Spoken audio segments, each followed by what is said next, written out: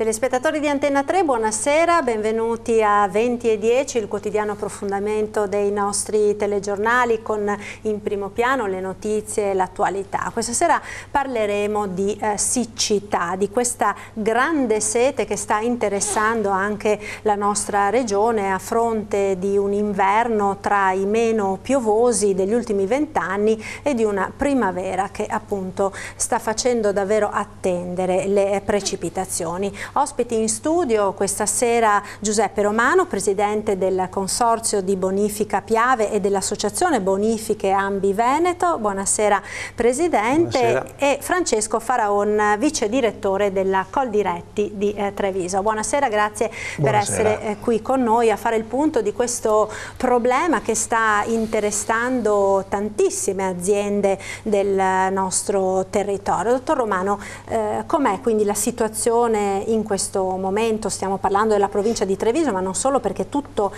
il Veneto è interessato da questo problema.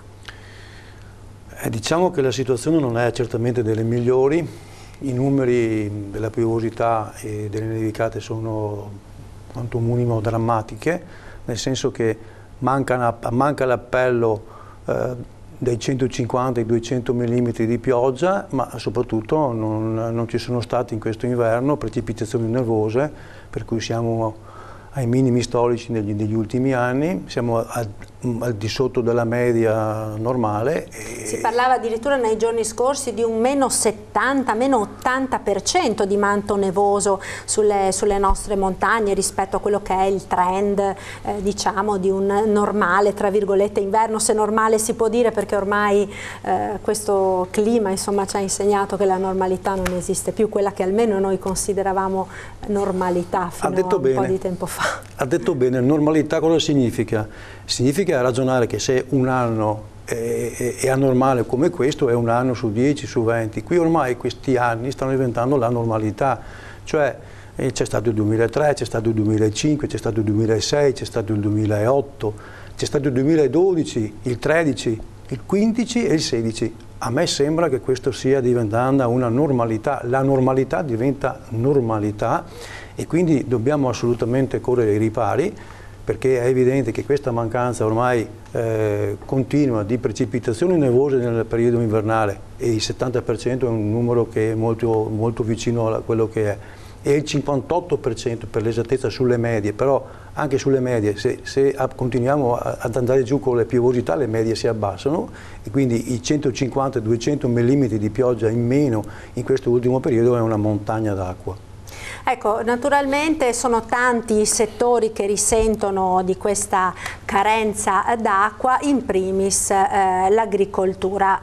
Faraon, la situazione adesso com'è? Siamo in periodo di raccolta per alcune coltivazioni, alcune come l'asparago per esempio sono dei prodotti d'eccellenza del nostro territorio, per altri si è in fase di semina. Che problemi ci sono? Beh, è un periodo di risveglio vegetativo. E soprattutto per alcune colture tipiche anche dell'area trevigiana effettivamente c'è un'esigenza di consumo d'acqua fisiologico, normale, che però in questo periodo non è disponibile. Lei giustamente ha parlato di asparagi, c'è un anticipo produttivo dell'asparago, per cui insomma, ci stiamo accavallando con la raccolta di asparagi che avvengono in altre zone d'Italia, tipo nel sud Italia. C'è un anticipo anomalo, ma questo non è un fattore positivo, che se da una parte incide sul prezzo, nel senso che possiamo avere un prodotto, una primizia che inizia ben prima, dall'altra però abbiamo uno sfasamento nel ciclo produttivo complessivo dell'asparago, che è molto sensibile a queste variazioni climatiche. Abbiamo detto dell'asparago. Treviso è anche la patria della vite e del prosecco. Ci sono nuovi impianti di vigneto, e i nuovi impianti hanno radici più superficiali, hanno necessità di avere un'irrigazione più pronta, più immediata, proprio per riuscire ad affrancarsi e per svilupparsi bene. Quindi le nuove viti che vengono piantate, che sono state piantate negli ultimi anni, sono quelle che le stanno soffrendo di più. Abbiamo poi un'altra eccellenza trevigiana, il vivaismo della zona di Loria e Bessica, e quindi la zona castellana. Anche là si sta utilizzando in maniera anticipata l'irrigazione, perché è il periodo della messa di mora di talè, piantine, vasetti e quant'altro, per cui insomma diciamo varie situazioni, senza contare poi il fatto che il mais, che peraltro è una coltura in regressione, abbiamo perso circa 10.000 ettari di mais negli ultimi anni, quindi quest'anno probabilmente ci attesteremo sui 24.000 euro, 1.000 ettari a livello provinciale, quindi una riduzione importante di mais, però è una coltura che è molto importante a Treviso perché è intimamente legata a una produzione, alla produzione zootecnica della zona castellana, asolana e di Montebelluna. Quindi il mais in questo periodo le semine si sono fermate perché sul terreno asciutto il seme non germina. La cosa strana poi, perché si dice il mais è una coltura che consuma molta acqua, a parte che devo dire quello che tutti sanno, che l'acqua in agricoltura ritorna immediatamente in falda perché viene irrigata, va nel terreno e quindi scende nelle falde. Non è un consumo tipo un consumo industriale che poi va a finire in un depuratore, questa è acqua che ha un ciclo continuo, quindi l'utilizzo non è pari a tutti i volumi che vengono sversati sull'ettaro di terreno, ma è un utilizzo decisamente minimale. Dicevo, non soltanto il mais che è una coltura estiva, ma addirittura il frumento, le colture, i cereali vernini in questo momento qua hanno degli ingiallimenti talmente diffusi che anche quelli hanno bisogno di un'irrigazione di soccorso se vogliamo portare a termine una produzione. Aspetta, io sono un po' ignorante in materia. Vernini cosa vuol dire? Vernini vuol dire che li vado a seminare in autunno per poi raccogliere a giugno, e quindi sono quelli che passano l'inverno sotto forma di piantine che poi crescono in primavera, mentre il mais si semina in questo periodo qua e lo si raccoglie a settembre, agosto-settembre. L'orzo e il frumento vengono seminati a ottobre-novembre e si raccolgono a maggio. Quindi per cui solitamente in questa stagione non vengono irrigati, mentre quest'anno... Sono le colture che si dice, è vero per moltissimi versi, che hanno meno bisogno di fornitura d'acqua, però guarda caso con questa variabilità climatica, tale per cui ogni anno battiamo un record, anche queste hanno bisogno di irrigazione di soccorso se vogliamo portare a termine una produzione sufficiente. Ecco, perché tra l'altro c'è stato anche il problema non solo della carenza d'acqua, ma anche delle temperature che sono state eccezionalmente elevate in tutto il mese di marzo. E quindi, Presidente Romano, come state cercando di affrontare come consorzi di bonifica questa maggiore richiesta da parte del territorio? Allora, dobbiamo dire che da questo punto di vista la provincia di Treviso è anche, fra parentesi, nella sfortuna fortunata, perché ad esempio tutto quello che è legato all'Adige in Veneto sta soffrendo molto, ma molto di più rispetto alla provincia di Treviso, perché la situazione sull'Adige è molto più grave. Ecco, tra l'altro proprio l'altro giorno c'è stato un vertice in regione a questo proposito, no? E si stanno cercando degli accordi con le province di Trento e di Bolzano per vedere in qualche maniera di far fronte all'emergenza della carenza d'acqua nel Veronese, in tutta quell'area nel Padovano, in provincia di Rovigo, in provincia di Vicenza. L'abbiamo chiesto con forza perché è evidente che la problematica non è regionale ma è interregionale, con le province autonome di Trento e Bolzano è un po' più complicato ragionare. Però tornando su Treviso, credo che stiamo cercando di dare, con la poca disponibilità d'acqua che abbiamo nei corsi d'acqua, in base a delle priorità che sono state ridefinite e ristabilite anche martedì mattina in quell'incontro regionale, cercando di dare una risposta a questo territorio, perché mi permetto di dire che non c'è solamente l'agricoltura in questo territorio, il Consorzio di Bonifica distribuisce l'acqua in un territorio e quando manca si vedono le fossature vuote, si vedono esplodere e vedere alcuni scarichi fognari, si vede l'acqua più sporca, perché evidentemente ci sono anche delle situazioni tali per cui la differenziata dal punto di vista idraulico non ci sono in tutti i comuni le fognature separate, e questo aumenta ancora di più la sensazione, con il caldo, la sensazione di disagio di un territorio. Ecco, quindi l'acqua che il consorzio distribuisce nel territorio va a dare una risposta a un territorio ben al di là della sola agricoltura. In questo momento stanno soffrendo un po' tutte le situazioni, sta soffrendo questo territorio nella sostanza, e questo è un dato che ci deve far riflettere anche in virtù e in funzione di quello che sta venendo avanti dai confronti comunitari, da regole comunitarie. Ecco, noi ci fermiamo adesso per qualche istante di pubblicità, restate con noi, continueremo a parlare della siccità e dei problemi che si stanno verificando nel nostro territorio a causa della carenza di precipitazioni. Pubblicità tra poco.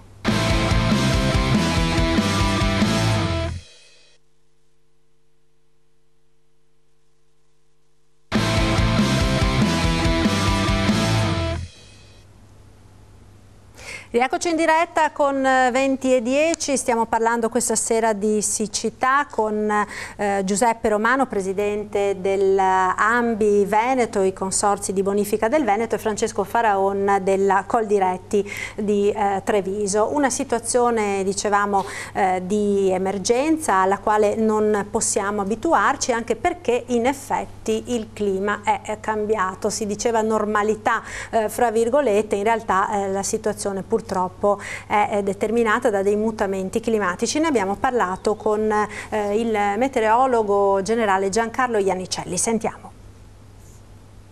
Questo è un primo effetto dei cambiamenti climatici, al di là dell'aumento di temperatura che sarà graduale, si arriverà forse a fine di questo secolo. Abbiamo già dei segnali, già da qualche anno, di questa irregolarità del clima. Cioè, cosa vuol dire? Abbiamo delle temperature con il caldo sempre più forte durante l'estate, punte di freddo, anche se quest'anno non abbiamo avuto molto, precipitazioni distribuite in modo veramente irregolare. Ecco, magari abbiamo mesi senza precipitazioni e poi quello che dovrebbe fare in 3-4 mesi lo fa in un giorno, in 2 giorni, in poche ore, le famose bombe di acqua, e quindi purtroppo dovremmo abituarci a questo nuovo panorama meteorologico, e questa è la situazione. Ecco, quindi un clima che sta cambiando sempre più, e sta portando anche ad un cambiamento di quelle che sono le produzioni, le coltivazioni del nostro territorio, con delle piante, no? Degli ortaggi che fino a poco tempo fa erano normali, adesso faticano, altre produzioni che aumentano.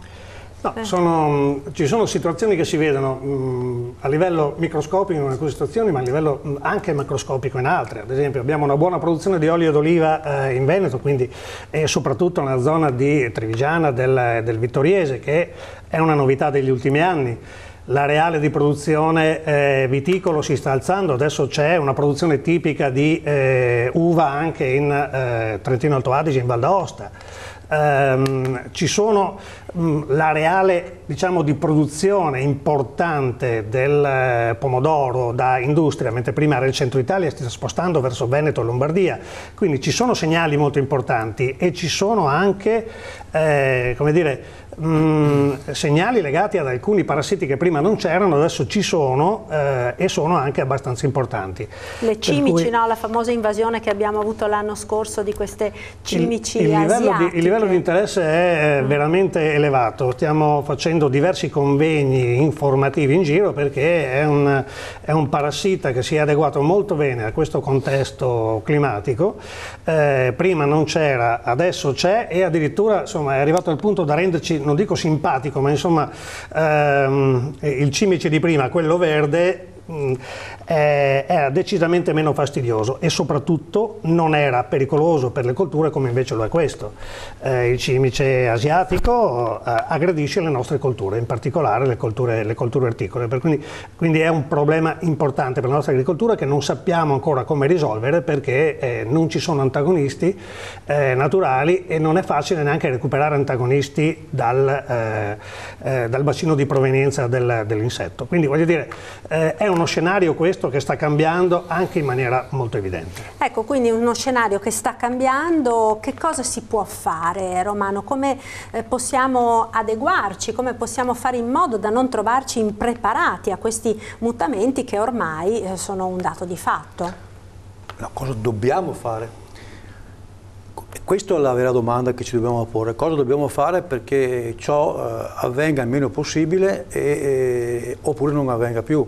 Dobbiamo fare degli investimenti importanti, dobbiamo andare a trasformare un sistema irriguo che è in provincia di Treviso per molti versi e per molti aspetti ha 600 anni, cioè da quando la Repubblica di Venezia il 22 marzo 1436 ha consentito ai consorzi di bonifica di quel tempo di attingere acqua dal Piave, e per 30.000 ettari in provincia di Treviso quello è ancora il sistema. Allora, se quello è ancora il sistema, è evidente che è un sistema che deve essere cambiato. Se vogliamo pensare di avere un'agricoltura, di avere un territorio in questa provincia da qui ai prossimi anni, è inevitabile andare su quel versante, sull'investimento, cambiare il sistema di irrigazione, passare dallo scorrimento alla pioggia, passare dalla pioggia alla goccia.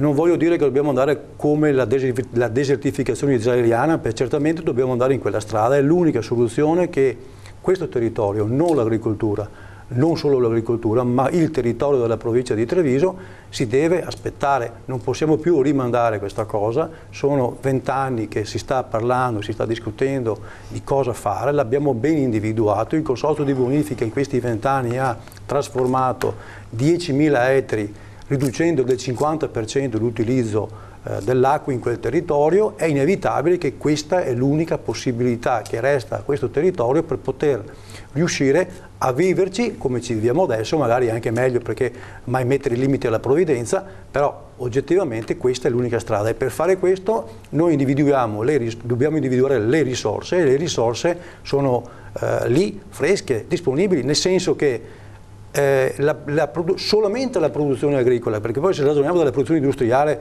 o del territorio stratosferiche, solo l'export agricolo in questa provincia sono 780 milioni di euro, che per cui aggiungendo la parte diciamo che non va all'export si raddoppia minimamente, quindi il danno c'è ed è importante, c'è un danno economico per l'agricoltura, c'è un danno economico per l'ambiente, c'è un danno economico per il turismo di questa realtà, cioè si andrà a stravolgere la provincia di Treviso se questa cosa non va cambiata. Quindi dobbiamo andare in questa direzione, servono sì dei soldi, serve un investimento, dico, costante per i prossimi 20 anni per dare questo tipo di risposta. È l'unico modo che noi consorzi di bonifica vediamo, assieme ad un'altra possibilità che è quella del recupero, ma lo stiamo dicendo da 20 anni, del recupero delle cave d'alta pianura, e anche su questo versante certamente non ci mancano le cave in provincia di Treviso, dove accumulare l'acqua in momenti in cui ne viene molta, perché anche questo è un dato importante, piove poco e concentrato in certi periodi. Quando piove le cosiddette bombe d'acqua, no? Allora, visto purtroppo cosa creano? Spesso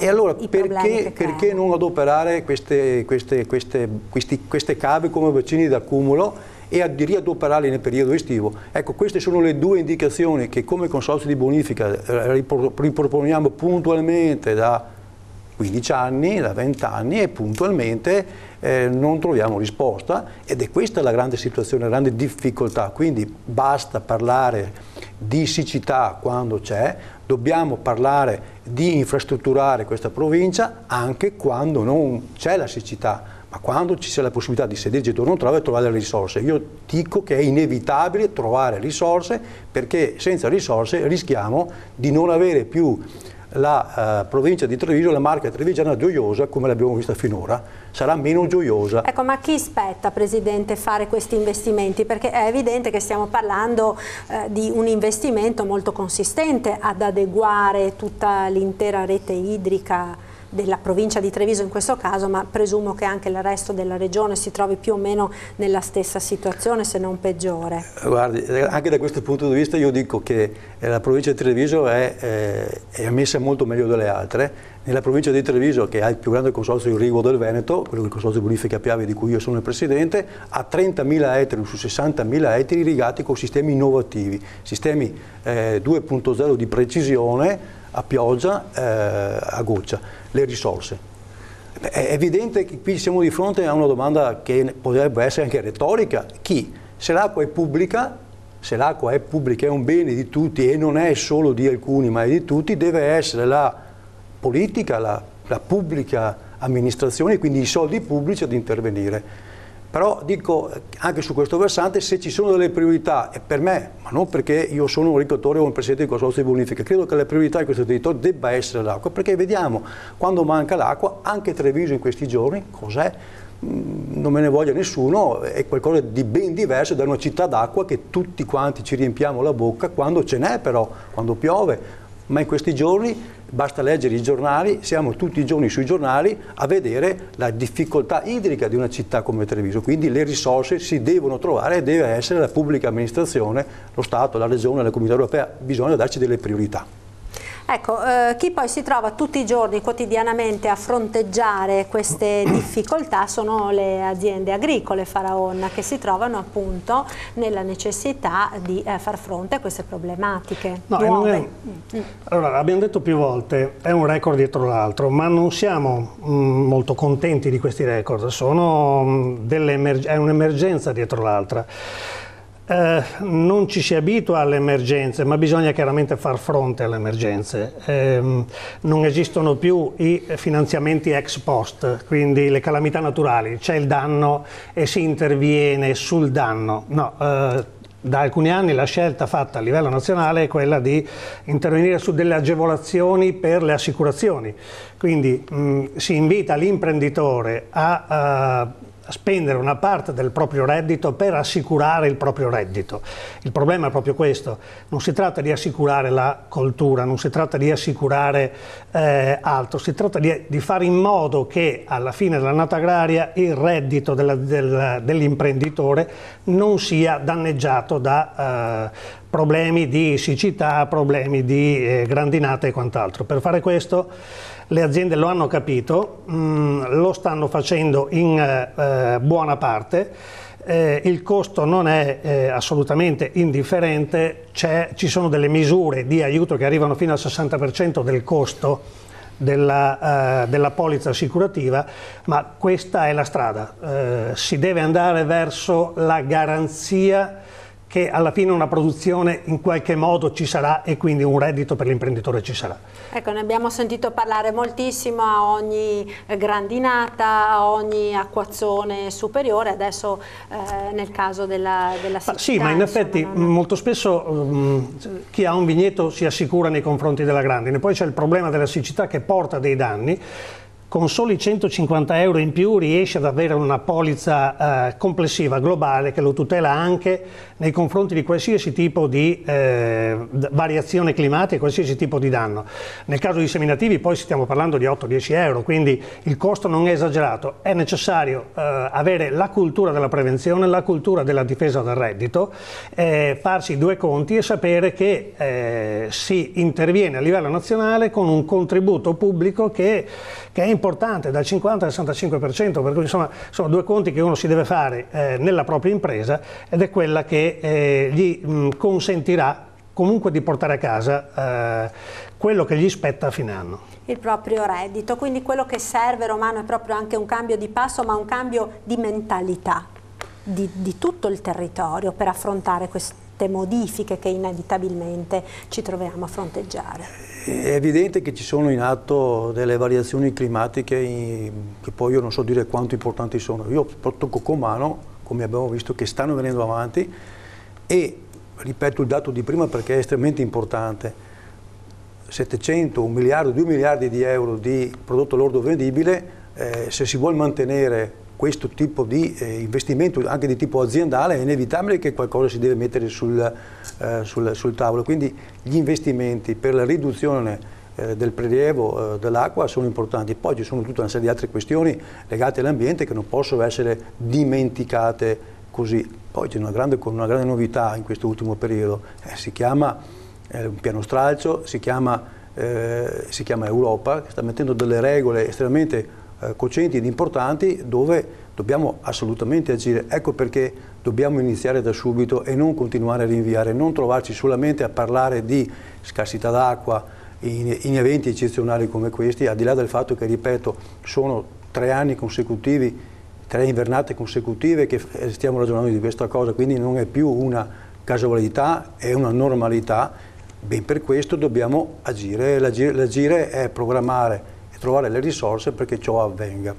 Ecco, quello di cui ci stiamo rendendo conto un po' tutti in quest'ultimo periodo è di quanto l'acqua sia davvero un bene prezioso, perché scarseggia, perché è inquinata, perché ci sono un sacco di problemi. Nel caso specifico della siccità, diverse società di gestione degli acquedotti stanno cominciando a ridurre per esempio la pressione delle reti, anche per quanto riguarda l'acqua che arriva nelle case di tutti noi. Quindi volevo concludere insomma con un appello anche a tutti quanti, proprio per capire quanto prezioso sia questo bene che noi diamo per scontato, ma che forse in realtà così scontato non lo è. Vero Romano? Giustissimo, non lo è, quindi un grande invito che faccio a tutti nell'adoperare con oculatezza, specialmente in questo periodo. Noi riusciamo in qualche modo a gestirla questa questione se tutti quanti fanno un po' di autocritica e non la usano e anzi non la sperperano, perché se la usano in modo oculato noi riusciamo comunque finora a garantirla, e questa è una cosa importantissima, riuscire a garantire anche in questo momento l'acqua in questo territorio credo sia fondamentale. Però un po' di responsabilità da parte di tutti ci deve essere. Ecco, vale per tutti, vale anche per le imprese, vero? In estrema sintesi lampeggiano la chiusura della trasmissione, anche le aziende, tutti devono metterci del proprio. Le aziende agricole sanno che l'uso efficiente dell'acqua è strategico, perché se non c'è l'acqua le colture, quelle trevigiane, quelle tipiche, quelle importanti, quelle che garantiscono il reddito, non ci sono. Avremo come dire, delle colture che riusciremo a fare comunque in qualche maniera, ma non sono quelle tipiche della nostra realtà, e soprattutto non saranno gestite da imprenditori che devono invece proprio per definizione avere la consapevolezza di quelle che sono le risorse da impiegare. Ecco, con questa consapevolezza e con questo appello quindi a tutti, imprenditori e naturalmente cittadini, a salvaguardare questo bene così prezioso, chiudiamo questa trasmissione. Vi ringrazio per essere stati con noi, un ringraziamento a Francesco Faraon della Coldiretti di Treviso e Giuseppe Romano del Consorzio di Bonifica Piave per essere stati qui con noi questa sera. Noi ci vediamo come sempre domani alle 20:10. Buona serata, arrivederci.